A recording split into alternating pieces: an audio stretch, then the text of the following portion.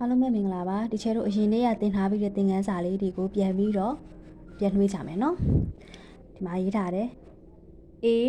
B နှင့် C တို့သည်မြည်သည့်အပြည့်ကိန်းမဆိုဖြစ်လျက်ရင် A အပေါင်း B ညီများခြင်း B အပေါင်း A ညီများခြင်းအပေါင်းဖလှယ်ရခုံသက်တည်ဒီချက်ကဘယ်လိုပြောထားလဲဆိုလို့ရှိရင်ကိန်းပြည့်နှလုံးเนาะအပြည့်ကိန်းနှလုံး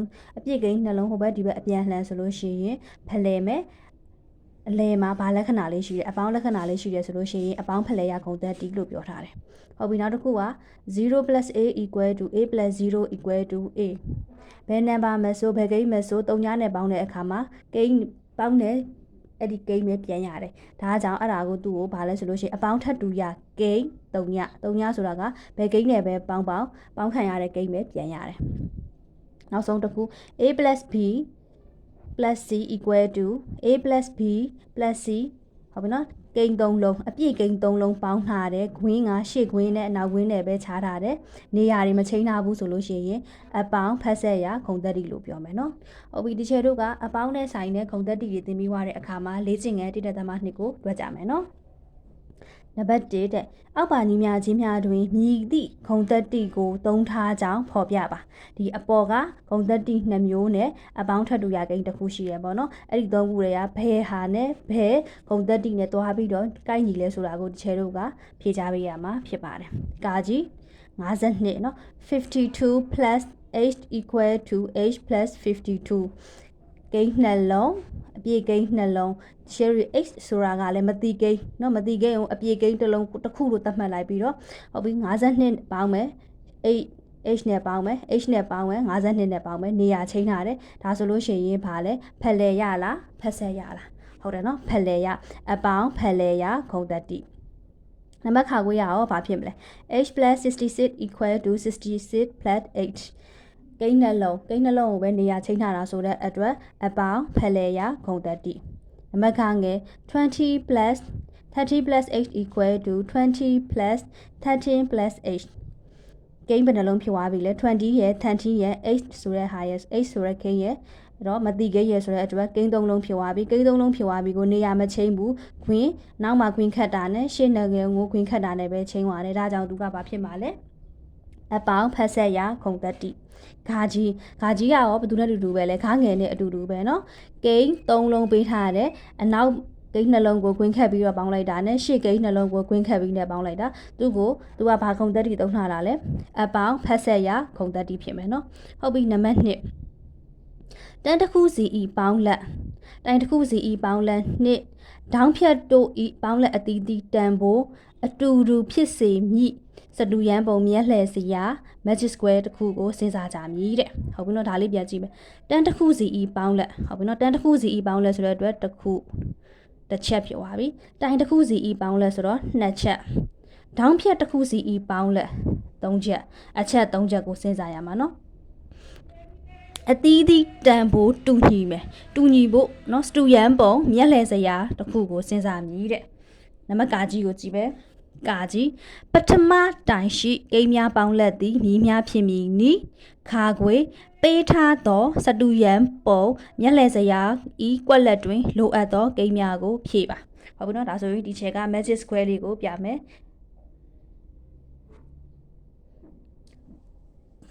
ချဲတို့ကဒီမှာဘာသိရမလဲဆိုလို့ရှိရင်တန်းကိုသိရမယ်တိုင်ကိုသိရမယ်ဟုတ်ပြီနော်တန်းကိုသိရမယ်တိုင်ကိုသိရမယ်နံပါတ်ကာကြီးပထမဆုံးတိုင်ရှိလို့ပြောထားတဲ့အတွက်ဒီမှာဒီလိုဟာလေးတွေကိုနော်အဲ့လိုအချစ်ကလေးတွေကိုအထောင်လိုက်ကလေးတွေကိုတိုင်လို့ခေါ်ပြီးတော့ဒီလိုအချစ်လေးတွေကိုဒီလိုမျိုးတိုင်လို့ခေါ်ပြီးတော့ဒီလိုမျိုးအလှဲလိုက်လေးတွေကိုကြာတော့ရေပြင်းကြီးမြေးလေးတွေကိုကြာတော့တန်းလို့ခေါ်မယ်နော်ဒါကြောင့်ပထမဦးဆုံးတိုင်ဆိုတော့ဗာပေးထားလဲ6ခွန်2ပေါင်းလိုက်မယ်6ရက်9ရက်ပေါင်း73 73ရက်2ရက်ပေါင်းလိုက်တော့15ကဲဟုတ်ပြီနော်သူကဒီလိုမျိုးဒီမှာ1တိုင်2တိုင်3တိုင်ပေါင်းလက်တွေက15ဆိုတဲ့အတွက်အကုန်လုံးမှာ15ဖြစ်ကြမယ်နောက်တစ်ခု1တန်း2တန်း3တန်းအဲ့ဒီမှာကိန်း3လုံးရှိအဲ့ဒီကိန်း3လုံးပေါင်းချင်းရလဲဘယ်လောက်ပဲဖြစ်ရမှာလဲဆိုလို့ရှိရင်15ပဲဖြစ်ကြမှာအဲ့တော့အကုန်လုံးဒီမှာ15ဖြစ်စင်ပဲကိန်းတွေကိုချဲတို့ကစဉ်းစားပေးရမှာနော်9ခွန်2ပေါင်းချင်းနော်6ရက်ခွန်ရက်2ရက်ပေါင်းချင်းရ15ဆိုတဲ့အတွက်စဉ်းစားမယ်ကဲဒီမှာချဲတို့ကကိန်းနှလုံးပေးထားတာကိုအရင်ဆုံးစဉ်းစားလိုက်မယ်ပ ထမတန်းလေးကိုခဏဖယ်ထားလိုက်မယ်ဒုတိယတန်းလေးအတွက်စဉ်းစားမယ်ဒုတိယအတန်းလေးအတွက်9နဲ့9နဲ့ပေါင်းခြင်းဘယ်လောက်ဖြစ်မှာလဲခွန်9 12နဲ့ဘာနဲ့ပေါင်းရမှာလဲဟုတ်တယ်3နဲ့ပေါင်းခြင်းရ15ဖြစ်မယ်ဟုတ်ပြီနော်ဒါဆိုလို့ရှိရင်6ခွန်2 15ခွန်9 3 15ကဲနောက်တစ်ခုစဉ်းစားမယ်ကဲနောက်တစ်ခုဘာလဲဆိုလို့ရှိရင်တိုင်အတွက်ရသွားပြီပထမဆုံးတိုင်အတွက်ရသွားပြီဒုတိယတန်းအတွက်ရသွားပြီဟုတ်ပြီဒီမှာကိန်းနေပေးထားတာရှိသေးလားမရှိဘူးเนาะဒါဆိုလို့ရှိရင်နောက်တစ်ခုစဉ်းစားမယ်ဆိုလို့ရှိရင်ဒီမှာဒေါင်းဖြတ်မြင်းအတွက်ဆိုလို့ရှိရင်ကိန်းနှလုံးရှိတယ်ကိန်းနှလုံးရှိရင်ဒီမှာကိန်းတစ်လုံးပဲထည့်ရုံပဲဟုတ်ပြီ6နဲ့9နဲ့ပေါင်းဘယ်လောက်ရမှာလဲ17နဲ့ဘယ်သူနဲ့ပေါင်းရမှာလဲ4နဲ့ပေါင်း14ဟုတ်ပြီဒါဆိုလို့ရှိရင်ဒီမှာကိန်းနှလုံးပေးထားတယ်ကိန်းနှလုံးပေးထားတယ်ဆိုလို့ရှိရင်နောက်ဆုံးတိုင်အတွက်4နဲ့3နဲ့ပေါင်း9နဲ့ဘာနဲ့ပေါင်းရမှာလဲ8ဟုတ်ပြီနော်9နဲ့8နဲ့ပေါင်း15ကဲဟုတ်ပြီဒါဆိုလို့ရှိရင်ပထမတိုင်အတန်းအတွက်လည်းရပါပြီပထမတန်းအတွက်အလယ်မှာကွက်လက်ကလေးကိုဖြည့်မယ်6နဲ့8နဲ့ပေါင်း14နဲ့1နဲ့ပေါင်း15ဒါဆိုလို့ရှိရင်နောက်ဆုံး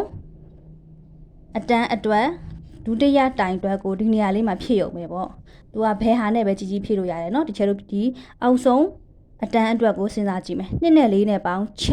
6နဲ့ဘယ်သူနဲ့ပေါင်း15ဖြစ်မှာလဲကိုဟုတ်ပြီเนาะနောက်ဆုံးအတန်းအတွက်လည်းကိုအလယ်မှာကိန်းရ6ဖြစ်ကြမယ်ဒုတိယတိုင်အတွက်ကိုလည်းစဉ်းစားကြည့်မယ်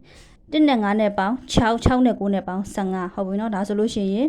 ပထမတိုင်ဒုတိယတိုင်တတိယတိုင်ပေါင်းခြင်း15ရမယ်ပထမတန်းဒုတိယတန်းတတိယတန်းအတွက်ပေါင်းခြင်း15ရမယ်ဒေါင်းဖြတ်မြင်းပေါင်းခြင်းဘယ်လောက်ရမှာလဲ15ရမယ်ဒါဆိုလို့ရှိရင်ဒီချေတို့အဖြေကစတူယန်ပုံမျက်လှည့်စရာအတွက်အဖြေရပါပြီเนาะဟုတ်ပြီဒါဆိုရင်နံပါတ်3ကိုသွားမယ်နံပါတ်3ကို तू ကပေးထားတာကိုကြည့်မယ်เนาะရှေ့မှာပေးထားတာတရီကန်လေးเนาะတရီကန်အပေါင်းဒေါင်းမန်စတူကန်နှစ်ဒေါင်းမန်စတူကန်အပေါင်းတရီကန်တွေနဲ့မိမိနှစ်သက်ရာအပြည့်ကိန်းနှလုံးကိုတူညီသောပုံတစ်ခုအတွင်းသို့ထည့်ပြီးတွက်ပါမြည်သည့်ခုံသက်တိကိုတွေ့ရမည်နည်းတဲ့ခုံသက်တိကိုမေးထားတာခုံသက်တိနှစ်ခုဒီချေတို့သိထားတယ်အပေါင်းဖက်ဆက်ရာခုံသက်တိအပေါင်းဖလဲရာခုံသက်တိဟုတ်ပြီကိန်းနှစ်ခုမထည့်ဘဲနဲ့ဒီချေတို့စဉ်းစားကြည့်မယ်တရီကန်နဲ့ဒေါင်းမန်စတူကန်နှစ်ခုပေးထားတယ်ဒေါင်းမန်စတူကန်နဲ့တရီကန်နေရာလေးချိန်မိပေါင်းထားတယ်ဟုတ်ပြီဘာခုံသက်တိနဲ့သွားပြီးတော့ကြိုက်နေမလဲအပေါင်းဖလဲရခုံသက်တိနဲ့သွားကြိုက်နေမယ်နော်ဟုတ်လားမဟုတ်လားစမ်းသက်ကြည့်မယ်ချဲတို့ကတရီကန်လေးနေရာမှာဒီချဲကကြိုက်တဲ့ခဏန်းဆိုတဲ့အတွက်9လို့ထည့်လိုက်မယ်ဟုတ်ပြီနော်ဒေါင်းမန်စတူကန်လေးနေရာမှာကျတော့ဒီချဲက3လို့ထည့်လိုက်မယ်ဟုတ်ပါအောင်ပေါင်းကြည့်ပါအောင်9နဲ့3နဲ့ပေါင်းဘယ်လောက်လဲ8ဒီမှာလည်းအဲ့လိုပဲစတူကန်ဒေါင်းမန်စတူကန်နေရာမှာ3လို့ရှေ့ရထည့်ထားတဲ့အတွက်ဒီမှာလည်းအဲ့လိုပဲ3လို့ထည့်လိုက်မယ်တရီကန်နေရာမှာ9လို့ထည့်လိုက်မယ်အဲ့တော့9အပေါင်း3ညီမျှခြင်း3အပေါင်း9နဲ့တွားပြီးတော့မကိုက်နေဘူးလားကိုက်နေတယ်ဒါကြောင့်သူကဘာခုံသက်တိလဲအပေါင်းဖလဲရခုံသက်တိဖြစ်ပါတယ်နော်နံပါတ်4တရီကန်အပေါင်းဒေါင်းမန်စတူကန်အပေါင်းစဝိုင်းနှင့်တရီကန်အပေါင်းဒေါင်းမန်စတူကန်အပေါင်းစဝိုင်းတွင်ကြိုက်နှစ်သက်ရာကဏ္ဍ3လုံးပါကိန်း3လုံးကိုတူညီသောပုံတစ်ခုတွင်ထည့်ပြီးတွက်ပါမြည်သည့်ခုံသက်တိကိုတွေ့ရမည်နည်းတဲ့ဟုတ်ပြီဒီမှာကအပေါင်းเนาะအပေါင်းလက္ခဏာတွေကအပေါင်းတွေဘယ်နှခုလဲတရီကန်တစ်ခုဒေါင်းမန်စတူကန်တစ်ခုစဝိုင်းတစ်ခုတရီကန်တစ်ခုဒေါင်းမန်စတူကန်